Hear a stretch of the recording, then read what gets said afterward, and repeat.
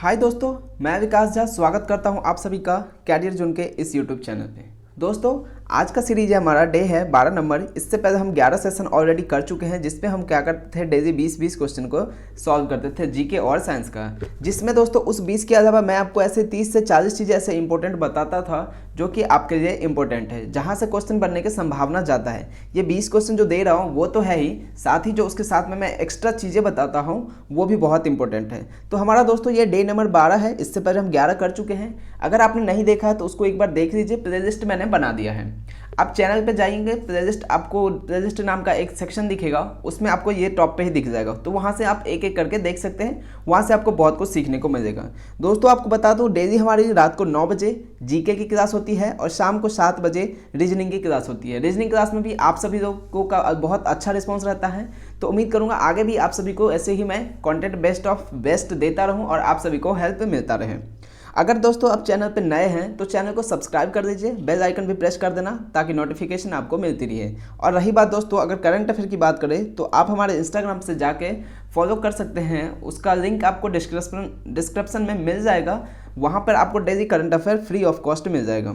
तो सबसे पहले आप सभी के लिए जो क्वेश्चन फॉर यू है उसका आंसर देना है। कहाँ पे? कमेंट में। तो कमेंट में देना ही है। साथ में क्या करना है दोस्तों, जब वीडियो एंड हो जाएगी ना उसके बाद कमेंट करना, ताकि वीडियो के बाद कमेंट जो करोगे वो रहेगा और मैं उसको देख पाऊंगा। अभी जो है कमेंट करोगे, इतने सारे लोग कमेंट कर रहे हैं, मैं सभी का कमेंट पढ़ नहीं पा रहा हूँ, कौन क्या दे रहे हैं नहीं दे रहे हैं, तो अभी काफ़ी ज़्यादा हो जाता है और ये अभी वाला कमेंट हट जाएगा। तो इसलिए आप सभी से रिक्वेस्ट है, वीडियो जब एंड हो जाएगी उसके बाद एक बार क्वेश्चन फॉर यू का आप कमेंट करना। और कमेंट कैसे करना है, ABCD नहीं बताना, क्योंकि मुझे पता नहीं चलता किस क्वेश्चन का आंसर है। आपको नाम बताना है कि ये जो क्वेश्चन है, चिल्का झील किस राज्य में स्थित है? राजस्थान में है, मध्य प्रदेश में है, उड़ीसा में है, कर्नाटक में है। अगर आपका आंसर है राजस्थान तो आप राजस्थान लिखेंगे। अगर आपका आंसर है मध्य प्रदेश तो आप मध्य प्रदेश लिखेंगे। और अगर आपका आंसर है उड़ीसा तो उड़ीसा, और कर्नाटक तो कर्नाटक। इस तरह से पूरा नाम लिखना है, जो भी आपका आंसर हो। कोई एक ऑप्शन राइट आंसर है, आप उसका पूरा नाम लिखना, ताकि मुझे पता चल सके कि आप क्वेश्चन फॉर यू जो दिया था मैंने उसका आंसर कर रहे हो, ताकि फिर मैं जो भी करेक्ट आंसर होगा उसको हट दे दूंगा, तो समझ जाना आपका आंसर करेक्ट है। तो फिलहाल हम आज का जो सेशन है उसको स्टार्ट करते हैं। देखते हैं क्या है पहला प्रश्न। पहला प्रश्न है दोस्तों, विश्व रेड क्रॉस दिवस कब मनाया जाता है? विश्व रेड क्रॉस दिवस कब मनाया जाता है? 8 मई को मनाया जाता है, 18 जून को मनाया जाता है, 28 जुलाई को मनाया जाता है, या फिर 12 अगस्त को मनाया जाता है? तो सही जवाब है दोस्तों इसका 8 मई। ऑप्शन ए इसका करेक्ट आंसर हो जाएगा। दोस्तों प्रत्येक वर्ष 8 मई को क्या मनाया जाता है? विश्व रेड क्रॉस दिवस के रूप में मनाया जाता है। 12 अगस्त को क्या मनाया जाता है?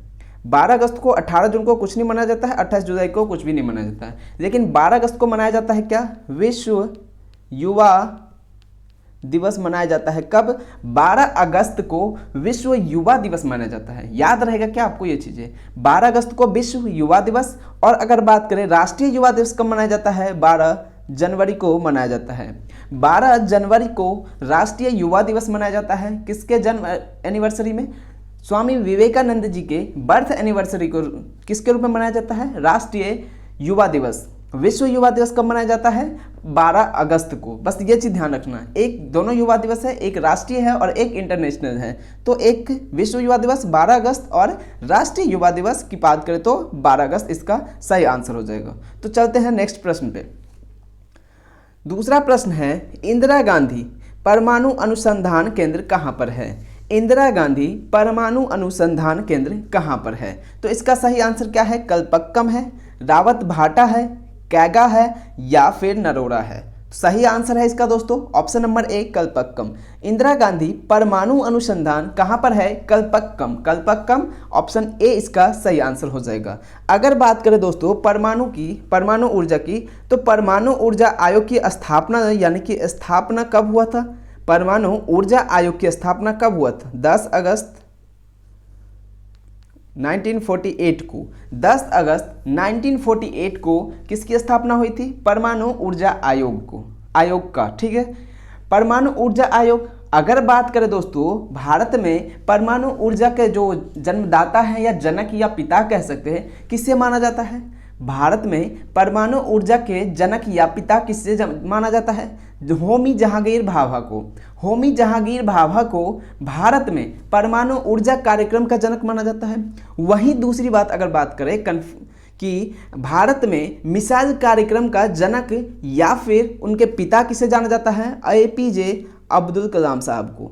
याद रहेगा, ये दोनों कन्फ्यूजन है। भारत में अगर पूछे परमाणु ऊर्जा कार्यक्रम का जनक होमी जहांगीर भाभा, अगर पूछे भारत में मिसाइल कार्यक्रम का जो जनक है या पिता है वो कौन है, तो APJ अब्दुल कलाम इसका करेक्ट आंसर होगा। याद रहेगा ये। अगर बात करें भारत के पहले परमाणु ऊर्जा आयोग का प्रथम अध्यक्ष कौन थे, तो होमी जहांगीर भाभा इसका सही जवाब हो जाएगा। विश्व का दोस्तों पहला परमाणु बिजली घर कहाँ पे स्थापना हुआ था? रशिया में हुआ था। याद रखना, मैं पूरी चीज़ें यहाँ लिख नहीं सकता हूँ, लेकिन जो बोल रहा हूँ वो बहुत इंपॉर्टेंट है। विश्व का पहला परमाणु बिजली घर कहाँ पर है? रशिया में है। रशिया इसका करेक्ट आंसर हो जाएगा। अगर वहीं बात कर देते हैं भारत के प्रथम परमाणु रिएक्टर, भारत के प्रथम परमाणु रिएक्टर का नाम क्या था? अप्सरा। भारत के प्रथम परमाणु रिएक्टर का नाम था अप्सरा, जो कि कब लॉन्च किया गया था? 4 अगस्त 1956 को इसको लॉन्च किया गया था। किसको? अप्सरा को लॉन्च किया गया था। तो इस सवाल का क्या जवाब था? ऑप्शन नंबर ए इसका सही आंसर था। याद रहेगा ये चीजें। तीसरा प्रश्न है, बुध शुक्र की परिक्रमा कितने दिनों में पूरा करता है? बुध शुक्र की परिक्रमा कितने दिनों में पूरा करता है? 68 डेज, 88 डेज, ऑप्शन सी है 96 डेज, या फिर ऑप्शन डी 108 डेज। तो सही आंसर है इसका ऑप्शन नंबर बी। बुध दोस्तों सूर्य की परिक्रमा कितने दिनों में करती है? 88 डेज, यानी कि 88 दिनों में बुध जो है सूर्य की पूरी चारों ओर परिक्रमा कंप्लीट कर देती है, एक परिक्रमा।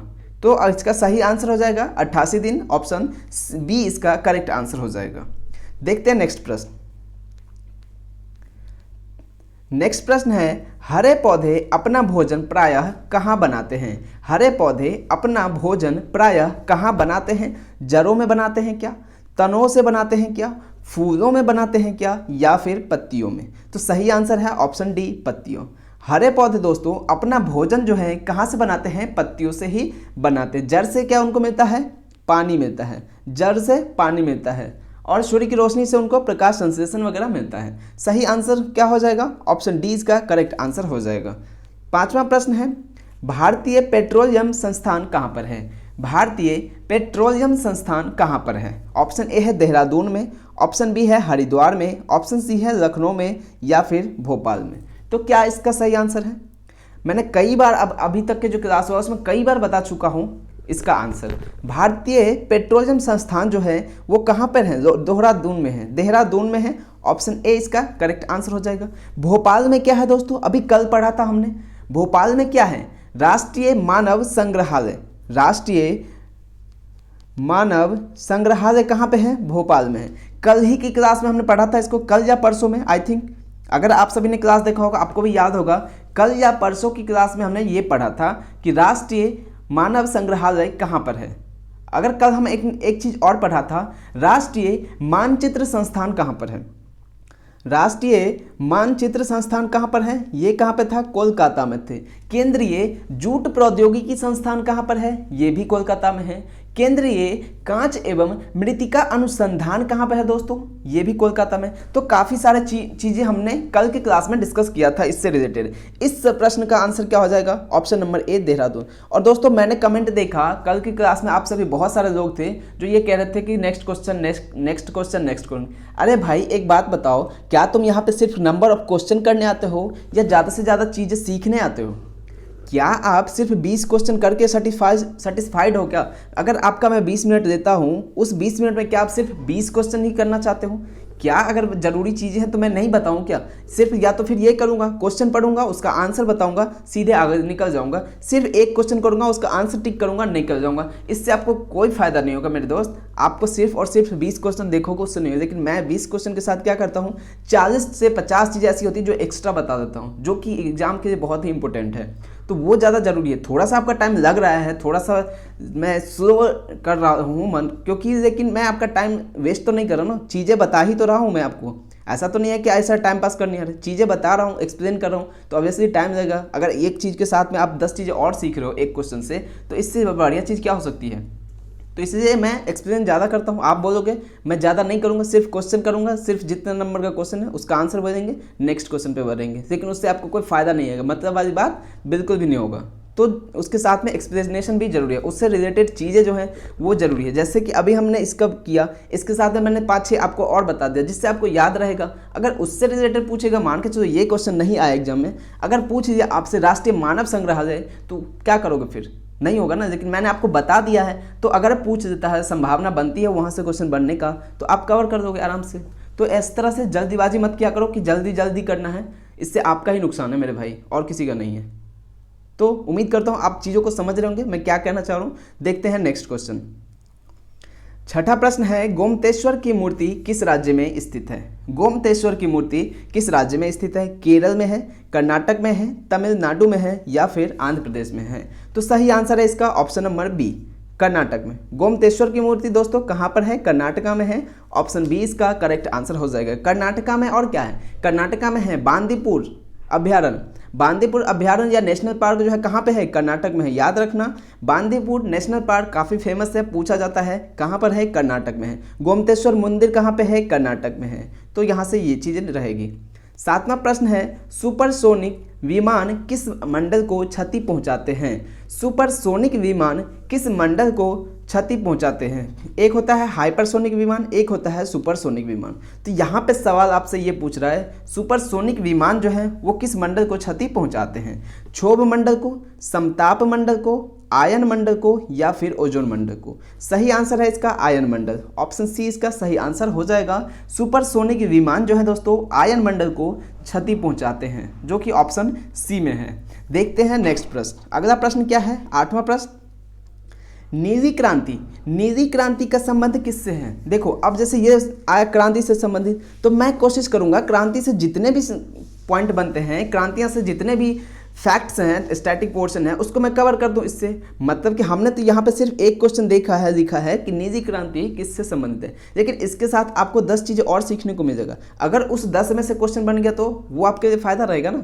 ऐसा तो नहीं है कि ये लिख दिया तो यही क्वेश्चन में आएगा। पेपर मैं तो बना नहीं रहा हूँ, पेपर तो नहीं बना रहा हूँ ना, मैं बना रहा हूँ ना आप बना रहे हो, एग्जामिनर के ऊपर मन है वो कुछ भी पूछ सकता है। तो अगर आपको मैं इसके साथ में 10 चीज़ें और पूरा टॉपिक कंप्लीट कर देता हूँ तो क्या बुराई है इसमें। अगर 2 मिनट आपका लग रहा है तो उस 2 मिनट में ना पेपर में जब वो चीज़ आएगा ना तब रियलाइज होगा आपको कि वो जो 2 मिनट में एक्स्ट्रा चीज़ें मैं बताता था वो कितना इंपॉर्टेंट है। ये जरूरी नहीं है कि ये नीली क्रांति ही आएगा, लेकिन वो 10 क्वेश्चन जो बता रहा हूँ, चीज़ें बता रहा हूँ इससे रिलेटेड, वहाँ से डेफिनेटली आएगा। ये गारंटी है कि आना ही आना है, वहाँ से क्वेश्चन बनेगा।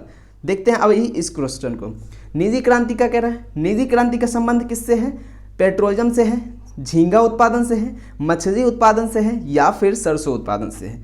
तो दोस्तों नीली क्रांति का उत्पादन किससे है, नीली क्रांति का मछली उत्पादन से। सी ऑप्शन इसका सही आंसर हो जाएगा। पेट्रोलियम का किससे संबंध है, पेट्रोलियम का किससे संबंध है। अगला है झींगा उत्पादन किससे संबंधित है, और सरसों उत्पादन। तो झींगा उत्पादन किससे संबंधित है दोस्तों, झींगा उत्पादन किससे है, गुलाबी क्रांति। झींगा उत्पादन गुलाबी क्रांति से संबंधित है, ठीक है। पेट्रोलियम का है कौन सा है, स्वर्ण क्रांति से संबंधित है। सरसों उत्पादन किसका है, सरसों फिर बोले या फिर तिलहन बोले, उसका किससे संबंधित है, पीली क्रांति, पीली क्रांति का संबंध है। अंडा उत्पादन काफ़ी पूछा गया, अंडा उत्पादन का किस क्रांति से संबंध है, तो याद रखना रजत क्रांति। आलू का अगर पूछे कि गोल क्रांति का संबंध किससे है, आलू से है। श्वेत क्रांति का संबंध किससे है, दुग्ध उत्पादन से है। लाल क्रांति का संबंध किससे है, मांस से है या फिर टमाटर से है। गुलाबी क्रांति किससे है, झींगा उत्पादन से है। स्वर्ण क्रांति किससे है, पेट्रोलियम से है। सुनहरी क्रांति का किससे है, फल से है। तो ये सारी चीज़ें मैंने आपको यहाँ पे कवर कर दिया। अगर क्रांति से कोई भी क्वेश्चन आएगा ऐसा तो आपसे नहीं बच पाएगा वो, ये मेरा गारंटी है। आप देखना इस 10 जो बताया उसी से आएगा। 9वां प्रश्न है, जर्मनी का लौह पुरुष किसे माना जाता है। जर्मनी का लौह पुरुष किसे माना जाता है, ओटो वान बिस्मार्क, मेजनी, गोरीबाल्डी, या फिर जॉर्ज विलियम। तो सही आंसर है इसका ओटो वान बिस्मार्क। जर्मनी का लौह पुरुष किसे माना जाता है, ओटो वान बिस्मार्क। भारत का लौह पुरुष कौन है, सरदार वल्लभ भाई पटेल। इनको सरदार वल्लभ भाई पटेल को सरदार की उपाधि किसने दी थी, सरदार की उपाधि किसने दी थी? गुजरात के बारदोजी नामक गांव था, वहां की महिलाओं ने वल्लभ भाई पटेल को सरदार की उपाधि दी थी। 10वां प्रश्न है, यहूदी मेनुहिन का संबंध किससे है? यहूदी मेनुहिन का संबंध किससे है? सही आंसर देखते क्या है? ऑप्शन ए है सितार, ऑप्शन बी है गिटार, ऑप्शन सी है वायलिन, ऑप्शन डी है बांसुरी। तो इसका सही आंसर क्या हो जाएगा? Option number C, violin. Yehudi Menuhin का संबंध किससे है? वायलिन से है। ऑप्शन सी इसका करेक्ट आंसर हो जाएगा। 11वां प्रश्न है, भटनागर पुरस्कार का संबंध किससे है? भटनागर पुरस्कार का संबंध किससे है? तो इसका सही आंसर क्या है? खेल से है, या फिर साहित्य से है, संगीत से है, या फिर विज्ञान से है। तो सही आंसर होगा इसका क्या हो जाएगा? भटनागर पुरस्कार किससे संबंधित है? विज्ञान और तकनीकी से। तो डी ऑप्शन इसका सही आंसर हो जाएगा। अगर बात करें संगीत में किससे है? संगीत का संबंध ग्रैमी पुरस्कार से संबंधित है। कौन? संगीत। ग्रैमी पुरस्कार किस क्षेत्र में दिया जाता है? संगीत में दिया जाता है। साहित्य में कौन कौन सा दिया जाता है? कल की क्लास में हमने पूरा डिस्कशन किया था, पूरा का पूरा बता दिया था आपको। साहित्य में कौन कौन सा दिया जाता है? देखो, सरस्वती सम्मान दिया जाता है, मान बुकर सम्मान दिया जाता है, ज्ञानपीठ सम्मान दिया जाता है। ज्ञानपीठ में बताया था स्पेशली हाईलाइट करके 11 लाख रुपए दिए जाते हैं। मान बुकर में कितने? 5 लाख दिए जाते हैं, और सरस्वती में 5 लाख दिए जाते हैं। खेल से संबंधित देखो, खेल का भी कल बताया था, पूरा डिटेल में बता दिए थे एक एक। खेल में कौन कौन सा दिया जाता है? एक ध्यानचंद अवार्ड दिया जाता है, एक द्रोणाचार्य अवार्ड दिया जाता है, एक अर्जुन अवार्ड दिया जाता है, और एक राजीव गांधी अवार्ड दिया जाता है।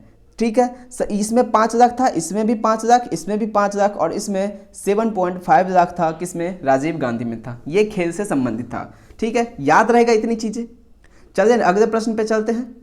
अगला प्रश्न है 12वां, वनस्पति घी के उत्पादन में किस गैस का प्रयोग होता है? वनस्पति घी के उत्पादन में किस गैस का प्रयोग होता है? हीलियम का होता है, हाइड्रोजन का होता है, मीथेन का होता है, या फिर नाइट्रोजन का? तो वनस्पति घी के उत्पादन में दोस्तों हाइड्रोजन का उपयोग किया जाता है। हाइड्रोजन को किस रूप में किया जाता है? उत्प्रेरक।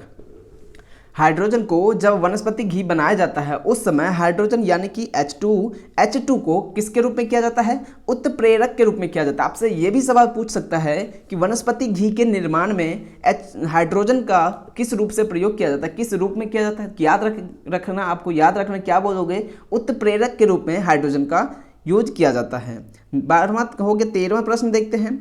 13वां प्रश्न है, विश्व में सबसे बड़ा सागर कौन सा है? विश्व में सबसे बड़ा सागर कौन सा है? दक्षिणी चीन सागर, भूमध्य सागर, लाल सागर, या फिर मृत सागर? तो इसका सही आंसर क्या है? ऑप्शन नंबर ए, दक्षिणी सागर। विश्व में सबसे बड़ा सागर जो है कौन सा है? दक्षिणी चीन सागर है। ऑप्शन ए इसका सही आंसर हो जाएगा। 14 नंबर का प्रश्न है दोस्तों, आदि कवि किसे कहा जाता है? आदि कवि किसे कहा जाता है? तो ऑप्शन है तुलसीदास जी को, कबीरदास जी को, सूरदास जी को, या फिर वाल्मीकि जी को? तो आदि कवि के रूप में किसे जाना जाता है? वाल्मीकि जी को। ऑप्शन डी इसका सही आंसर हो जाएगा। दोस्तों वाल्मीकि जी को आदि कवि के रूप में जाना जाता है। 15वां प्रश्न है, ब्लैक पर्ल, ब्लैक पर्ल के नाम से विख्यात खिलाड़ी कौन है? ब्लैक पर्ल के नाम से विख्यात खिलाड़ी कौन है? रोनाल्डो है, मेसी है, पेले है, या फिर रूट? सही आंसर है ऑप्शन सी इसका करेक्ट हो जाएगा, पेले। पेले दोस्तों ब्लैक पर्ल के नाम से विख्यात खिलाड़ी है। याद रखना, एल दोनों में आ रहा है, देखो सीधे सीधे दिख रहा है, पर्ल और पेले। तो आप याद रख सकते हो आराम से, दोनों सेम है, बस थोड़ा सा फर्क है। तो याद रखना, पी से यहाँ पे हो रहा है। ब्लैक पर्ल के नाम से किसे जाना जाता है? पेले को जाना जाता है। ऑप्शन सी इसका सही आंसर हो जाएगा। 17वां प्रश्न है, दुर्गेश नंदनी के लेखक कौन है? दुर्गेश नंदनी के लेखक कौन है? बंकिम चंद्र चटर्जी, वाल्मीकि, रविंद्रनाथ टैगोर, या फिर हरिवंश राय बच्चन? तो दुर्गेश नंदनी के लेखक कौन है? बंकिम चंद्र चटर्जी। ऑप्शन ए इसका करेक्ट आंसर हो जाएगा, बंकिम चंद्र चटर्जी इसका सही आंसर हो जाएगा। 17वां प्रश्न है, मानव भूगोल पुस्तक के लेखक कौन है? मानव भूगोल पुस्तक के लेखक कौन है? हिकेटियस है, इरेटोस्थनीज है, फेडरिक है, या फिर अगेन जी मेंडर हैं? तो मानव भूगोल के जो लेखक हैं कौन थे? फेडरिक। ऑप्शन सी इसका करेक्ट आंसर हो जाएगा। मानव भूगोल के लेखक, पुस्तक के लेखक कौन है? फेडरिक। इनका पूरा नाम है फेडरिक रैटजेल। याद रहेगा फ्रेडरिक रैटजेस। मानव भूगोल पुस्तक के लेखक कौन है? फ्रेडरिक रैटजेस। ऑप्शन सी इसका सही आंसर हो जाएगा। 18वां प्रश्न है स्वप्न वासवदत्त के लेखक कौन है? स्वप्न वासवदत्त के लेखक कौन है? चाणक्य है, विष्णु शर्मा है, अरस्तु है या फिर भास? स्वप्न वासवदत्ता के लेखक कौन है? भास। ऑप्शन डी इसका सही आंसर हो जाएगा। स्वप्न वासवदत्त के लेखक कौन है? भास है। ऑप्शन डी इसका सही आंसर हो जाएगा। 20वां प्रश्न है विश्व व्यापार संगठन के प्रथम अध्यक्ष कौन थे? विश्व व्यापार संगठन के प्रथम अध्यक्ष कौन थे? विश्व व्यापार शॉर्ट फॉर्म WTO। कल की क्लास में ही बताया था दोस्तों, WTO से दो होता है, एक कौन सा था? वर्ल्ड ट्रेड ऑर्गेनाइजेशन, और एक होता है टूरिज्म ऑर्गेनाइजेशन। ठीक है, याद रहेगा, ये चीज़ कल बताया था, पूरा डिटेल में डिस्कशन किया था। यहाँ पे देखते हैं क्या है। विश्व व्यापार संगठन के प्रथम अध्यक्ष पीटर सदरलैंड, चार्ल्स बेबेज, मैंगलेड या फिर मार्को पोलो? तो सही आंसर है इसका option number A, Peter Sutherland. Peter Sutherland दोस्तों विश्व व्यापार संगठन के प्रथम अध्यक्ष थे। ये कहाँ के थे पीटर सदरलैंड? सवाल ये भी आ सकता है, पीटर सदरलैंड किस कंट्री से थे? तो आयरलैंड से, आयरलैंड से थे, याद रखना। अगर वही बात कर देते वर्तमान में कौन है, वर्तमान में विश्व व्यापार संगठन के अध्यक्ष कौन है? तो एनगोजी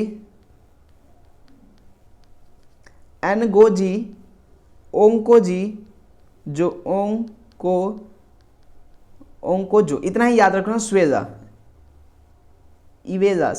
नहीं इवेजा, एनगोजी ओंकोजी इवेजा, ये अभी वर्तमान में विश्व व्यापार संगठन के क्या हैं? अध्यक्ष हैं। ये किस कंट्री से हैं? नाइजीरिया से हैं, ये नाइजीरिया के हैं। ठीक है, ऑप्शन ए इसका सही आंसर है। ये चीज़ें यहाँ से मिली। 21वां प्रश्न है नागार्जुन सागर विद्युत प्रोजेक्ट किस राज्य में स्थित है? नागार्जुन सागर विद्युत प्रोजेक्ट किस राज्य में है?